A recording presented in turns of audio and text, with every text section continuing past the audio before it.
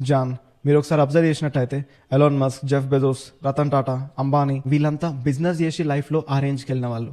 ఇలా నేను ఎగ్జాంపుల్ ఇస్తే కొంతమంది బ్రదర్ వాళ్ళు ఎవరు అఫిలియేట్ మార్కెటింగ్ చేయరు, లాజిక్ లెస్ ఎగ్జాంపుల్స్ ఇయ్యకు, జనాల్ని ఫూల్స్ని చేయకు అని కొంతమంది అంటున్నారు. ఇక్కడ మీకు క్లారిటీ ఇస్తాను నేను వాళ్ళ ఎగ్జాంపుల్స్ తీసుకుంటున్నా కదా, సరే వాళ్ళు అఫిలియేట్ మార్కెటింగ్ చేయరు, వాళ్ళలాగా మీరు లార్జ్ స్కేల్ బిజినెస్ స్టార్ట్ చేస్తారా, చేయగలుగుతారా? మీ దగ్గర ఒక $100,000 ఉన్నాయా? అంతెందుకు, మీ దగ్గర ఒక $1,000 ఇన్వెస్ట్ చేయమంటే మీరు కింద మీద పడతారు. నేను వాళ్ళ ఎగ్జాంపుల్స్ ఎందుకు తీసుకుంటున్నా కూడా చెప్తా. మీరు ఒకసారి వాళ్ళ గ్రోత్ అబ్జర్వ్ చేస్తే వాళ్ళు ఎక్కడి నుంచి స్టార్ట్ చేశారు, ఒక స్టెప్ బై స్టెప్ ప్రాసెస్లో వాళ్ళు ఆ రేంజ్కి వెళ్ళారు అనమాట. మీరు అఫిలియేట్ మార్కెటింగ్ ఎందుకు స్టార్ట్ చేయాలంటే, అఫిలియేట్ మార్కెటింగ్ అనేది ఒక బిగినర్ ఫ్రెండ్లీ బిజినెస్ మోడల్. ఒక తక్కువ ఇన్వెస్ట్మెంట్తోని, ఎక్స్ట్రీమ్లీ లో రిస్క్తోని మీరు బిజినెస్ స్టార్ట్ చేయొచ్చు and you can start making money online.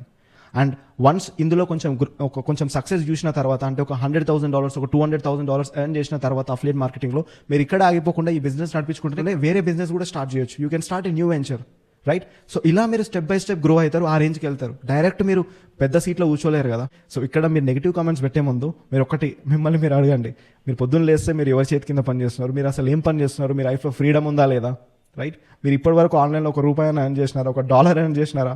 మీరు మళ్ళీ నాకు నెగిటివ్ కామెంట్స్ పెడతారు. Think about it, John.